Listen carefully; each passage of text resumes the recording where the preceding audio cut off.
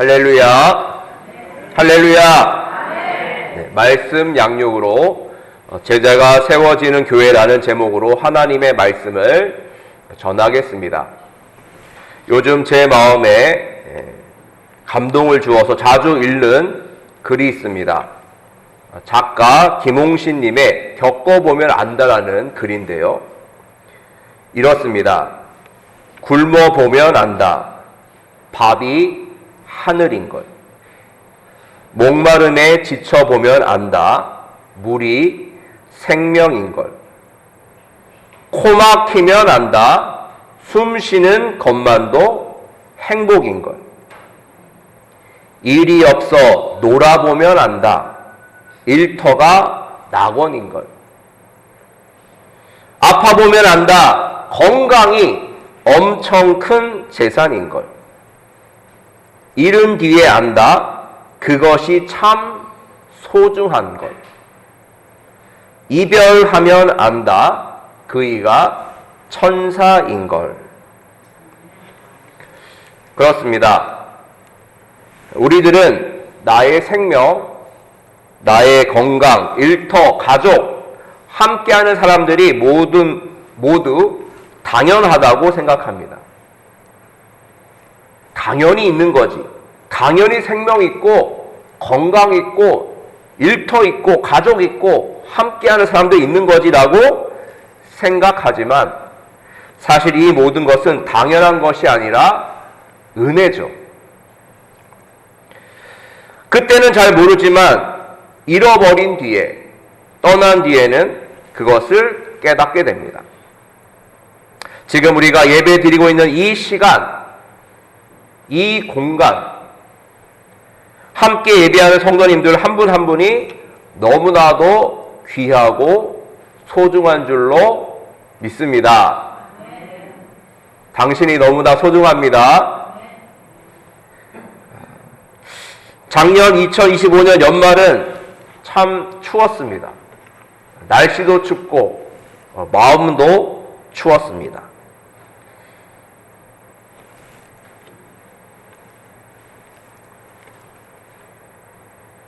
그래서 자책도 많이 하고 눈물도 나고 그랬습니다. 주님께 기도했습니다. 주님, 마음이 참 아프네요. 제가 기도가 참 부족했던 것 같습니다. 세심하게 챙겼어야 되는데 그렇지 못했던 것 같습니다. 주님, 용서하여 주옵소서. 그런 기도를 했습니다. 이렇게 기도할 때 우리 주님께서는 저에게 이런 마음에 감동을 주셨습니다. 본질에 충실하라. 본질에 충실하라. 힘들고 어렵지만 그럴수록 본질에 충실하고 기본으로 돌아가라는 그런 감동을 주셨습니다. 그러므로 더 힘내서 더 열심히 찬양하고 기도하고 말씀 읽고 묵상하고 배우면서 예배하는 데 힘쓰는 올 한 해가 되었으면 좋겠습니다. 부흥이란 단순히 수적 성장만을 의미하는 것이 아닙니다. 많아진다고 부흥이 아니에요. 진정한 부흥이란 복음의 능력 안에서 성도님들이 변화되는 것이죠. 삶의 실제에서 변화되고 또 교회가 그 사명을 회복하면서 감당하여 나가는 것입니다. 만일 성도들의 삶이 변화되지 않고 교회 본연의 사명을 감당하지 못한다면 아무리 많이 모여도 그것은 참된 부흥이 아니라는 것이죠. 비록 소규모의 성도들이 모인다 할지라도 참된 그리스도의 제자로서 이 세상의 빛과 소금으로 살아간다면 그것이 진정한 부흥인 줄로 믿습니다. 그러한 부흥을 꿈꾸며 오늘 본문을 보도록 하겠는데요. 먼저 마태복음 4장 23절 말씀 보시면 예수님께서 온 갈릴리 두루 다니실 때 세 가지 사역하셨죠. 첫 번째는 가르치시는 것, 교육, 그리고 복음 전파, 그리고 치유, 병과 약함을 고치시는 치유 사역을 하셨어요. 예수님이 가르치시고 전파하시고 고치시니 많은 사람들이 예수님을 따라왔습니다.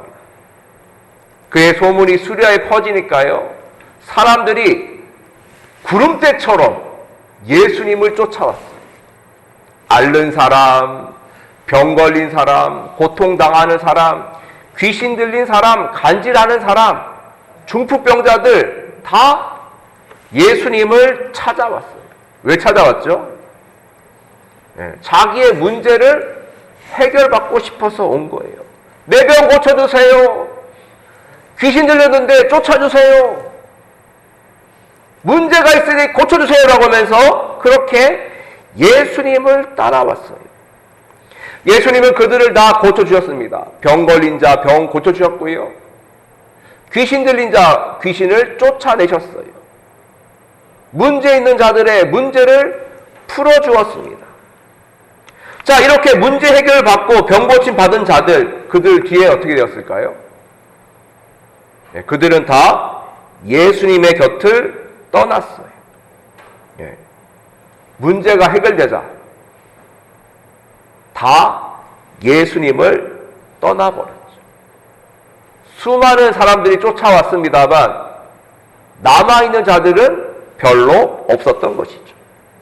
예수님은 자신과 함께 천국 복음을 전파하고 또 훈련받아 예수님의 사역을 이어갈 제자들이 필요함을 아셨어요. 너무 많지도 않고 적지도 않은 12명이 필요하다고 생각하신 것이죠. 그래서 예수님은 갈릴리 해변에 다니시다가 두 형제를 보게 됩니다. 누구죠? 바로 베드로라 하는 시몬과 그의 형제 안드레였어요. 그들은 어부였습니다. 한참 물고기 잡기 위해서 그물 손질하고 배를 정비하면서 물고기 잡으러 나가려고 준비하고 또 나가서 그물을 던졌던 그런 어부였죠. 그러한 그들을 향해서 예수님은 이렇게 말씀하셨습니다. 19절 말씀 같이 읽도록 하겠습니다. 시작! 말씀하시되 나를 따라오라. 내가 너희를 사람을 낚는 어부가 되게 하리라 하시니. 그랬어요. 예수님께서는 베드로와 안드레에게 나를 따라오라 말씀하셨어요. 나를 따라오라. 이제까지는 너희들이 물고기를 잡았지만 이제부터는 사람을 낚는 어부가 되게 하겠다 라고 말씀을 하신 것이죠. 평생 물고기 잡던 어부였던 베드로와 안드레에게 제자가 되라, 나를 따라오라라고 말씀을 하신 것입니다. 여기서 한 가지 의문점이 생기게 되는데요. 왜 하필 베드로와 안드레인가? 그렇지 않습니까? 어부잖아요. 평범한 사람, 아주 보통의 사람입니다. 많이 배운 사람도 아니에요. 어떻게 보면 예루살렘에 가면 더 잘난 사람들 많지 않습니까? 바리새인들, 서기관들, 제사장들, 율법학자들. 사실 베드로와 안드레보다 훨씬 더 뛰어난 사람들이 많아요. 머리 좋고 집안 좋고 학벌 좋고 재산 있고 실력 있고 빽 있는 그런 사람들이 더 많은데 예수님은 아주 평범한 어부 베드로와 안드레를 부르신 거예요. 제자로 삼으시겠다고 부르신 것이죠. 보통 세상에서는 사람을 평가할 때 그 사람의 학력, 인물, 집안, 가문, 재산 뭐 이런 걸로 그 사람을 평가하죠. 그런데 하나님은 어떤 분이시죠? 하나님은 그런 것을 보시는 분이 아니셔요. 하나님은 그 사람의 마음과 중심을 보시는 것이죠. 다윗이 기름 부음 받을 때도 마찬가지 아니었습니까? 사실 사무엘은 이새의 아들 장남 엘리압이 더 마음에 들었어요. 잘생기고 키도 크고 왕이 될 상이었어요. 왕이 될 상인가? 왕이 될 상이었어요. 그래서 사무엘은 엘리압에게 기름을 부으려고 했습니다만 하나님께서 이렇게 말씀하셨죠. 그의 용모와 키를 보지 말라 그랬어요. 사람은 외모를 보지만 나 여호와는 무엇을 본다고요? 중심을 보느니라. 그 사람의 중심, 마음을 보시고 다윗을 택하신 것이죠. 예수님께서 어부인 베드로와 안드레를 제자로 택하신 것도 마찬가지였습니다. 그들 역시 배운 것 없고 부족하고 연약했지만 그들 마음속에 있는 순수함과 열정, 하나님을 향한 사랑과 하나님을 위해서 희생할 수 있는 그런 마음을 보신 것이죠. 그래서 그들을 제자로 부르신 거예요. 성경에 나오는 대부분의 인물들은 공통점이 있습니다. 그렇게 뛰어나지 않다는 거예요. 참 평범하고 부족하고 연약해요. 그런데 신기한 게 뭔지 아십니까? 하나님은 그런 사람들을 통해서 하나님의 역사를, 하나님의 구원 계획을 이루신다는 사실이에요. 사도 바울이 이렇게 고백했죠. 야, 주위에 봐라. 우리들을 봐라. 별로 지혜롭지 않다는 거죠. 능한 자도 없고 문벌 좋은 자도 없고. 그런데 하나님은 그런 미련한 자들을 택하신다는 거예요. 그래서 세상에 지혜 있는 자들을 부끄럽게 하시고 강한 것들을 부끄럽게 하신다는 거예요. 그들을 택하시고 쓰셔서 하나님이 살아계심을, 하나님이 역사하심을 보여주신다는 것이죠. 그렇습니다. 하나님이 함께 하시면 아무리 배운 것이 없어도 하늘의 지혜를 깨닫고 솔로몬처럼 지혜 있게 될 줄로 믿습니다. 아무리 힘이 없어도 하나님이 붙드시면 다윗이 골리앗을 쓰러뜨렸던 것처럼 그렇게 하나님의 손에 붙들려서 하나님의 일을 감당하게 될 줄로 믿습니다. 삼손이 나귀 턱뼈로 블레셋 군인 1000명을 쳐 죽이지 않았습니까? 삼손이 한 게 아니에요. 하나님이 하신 거예요. 하나님이 도우시면, 하나님이 함께 하시면 부족한 자도 연약한 자도 하나님의 도구가 되어 놀라운 기적과 역사를 이루게 된다는 것이죠. 사랑하는 성도 여러분,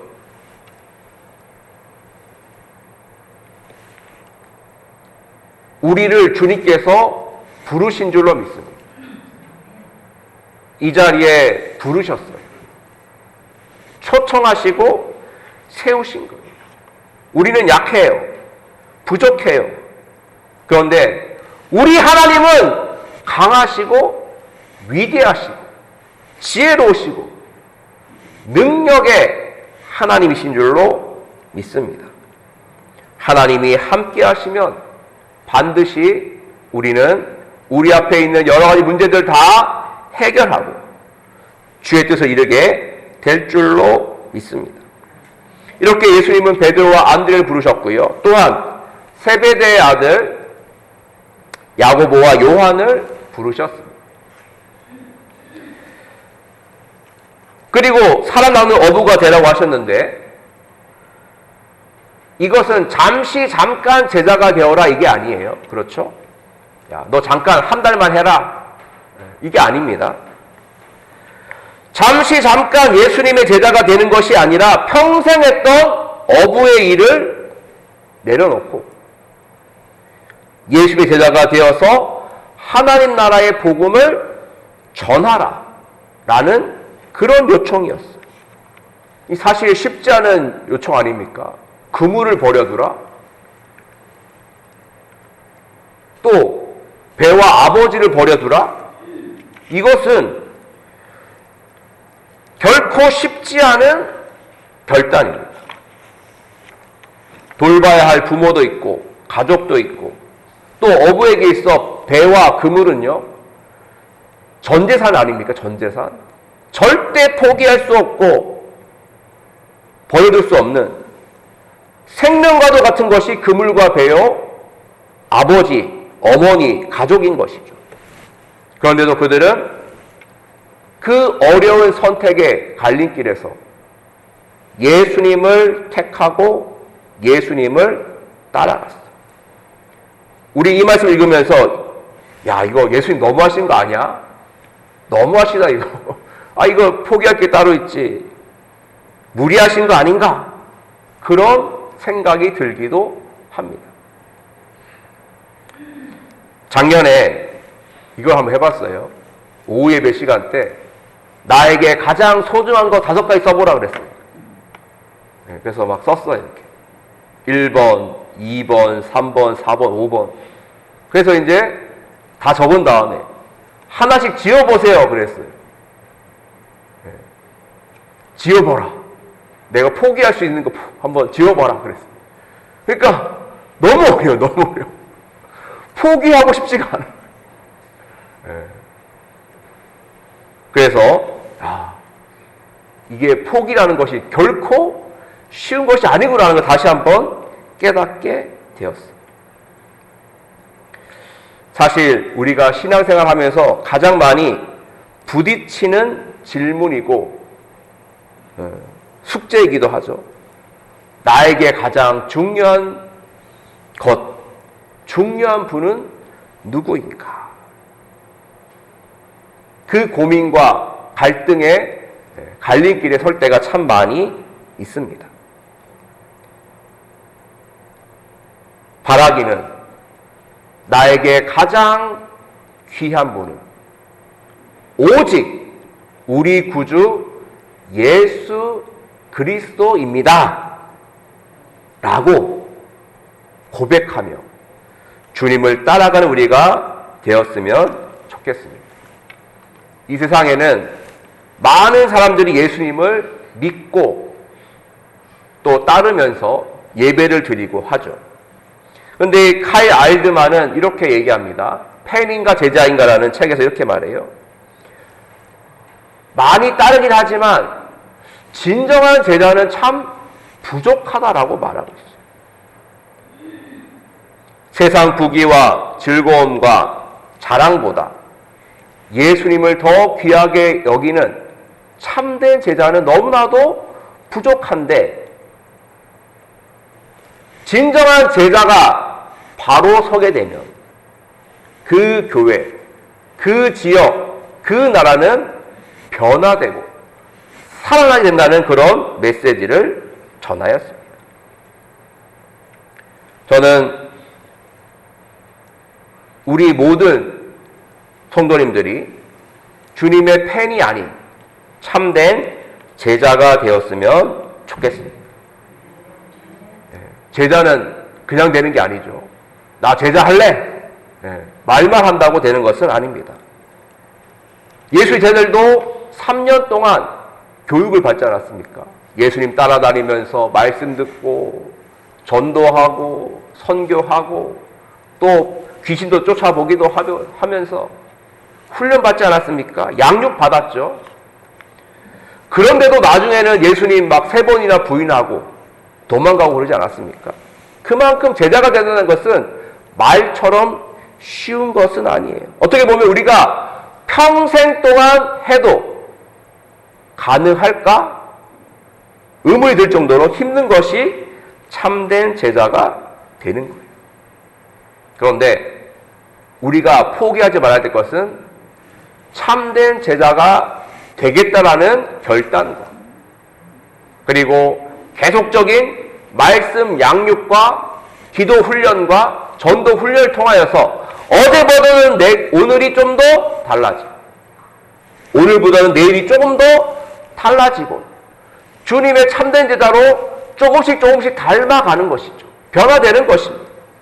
마치 큰 바위 얼굴에 나오듯이 그 돌을 계속 바라보면서 얼굴이 닮아가듯이 예수님을 계속 따라가고 바라보고 훈련받고 말씀 붙잡고 나아가면 우리는 예수님을 닮아가는 참된 제자가 되어갈 줄로 믿습니다.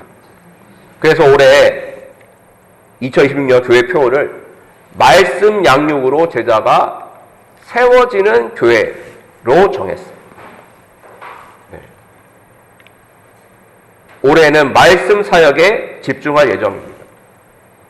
1년 성경 통독, 1년 1독 성경 통독 운동뿐만 아니라 구약 성경 공부도 할 것이고요. 신약 성경 공부도 진행할 예정입니다. 우리가 그 말씀 훈련을 받아서 참된 제자가 되고 또 어떻게 되죠? 또 우리가 제자를 키워내야 돼요. 우리의 뒤를 이어서 복음 전파 사역과 구원 사역을 감당할 수 있는 그러한 제자들을 길러내야 되는 것이죠. 그래서 우리들이 전도해서 그들을 가르치고 또 세례를 베풀고 지키게 하고 그래서 그들 역시 제자로서 바로 설 수 있도록 우리가 도와야 하는 것입니다. 또한 우리가 해야 될 것은요. 지금 전 세계에 나가서 선교하는 선교사님 계시지 않습니까? 물론 우리도 힘들지만 한 분을 정해서 그분을 위해 중보기도도 하고 그분이 선교 사역을 잘 할 수 있도록 또 제자를 세울 수 있도록 뒤에서 후원하는 사역도 해 나갔으면 좋겠습니다. 어려운데 어떻게 해요? 분명한 것은요. 그렇게 선교하려고 마음먹고 나서면 하나님께서 모든 것은 주신다는 것입니다. 그것을 기억하고 우리들은 모든 민족으로 제자를 삼아 아버지와 아들과 성령 이름으로 세례를 베풀고 주께 주신 그 사명, 제자가 되고 제자를 삼는 사역들을 감당해 나가야 될 줄로 믿습니다. 말씀을 맺겠습니다. 말씀 양육으로 제자가 세워지는 교회가 올 한 해 우리 교회의 표입니다. 목표입니다. 이것이 얼마만큼 되느냐는 저와 여러분이 한 마음이 되느냐에 따라 있습니다.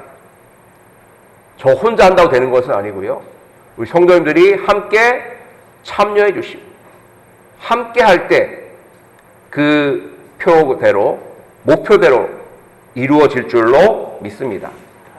그리스도의 참된 제자가 세워지고 또 세계 열방을 향해서 기도하며 선교의 꿈을 꾸며 나아가는 올 한 해가 되기를 주님의 이름 간절히 축원드립니다. 기도하겠습니다.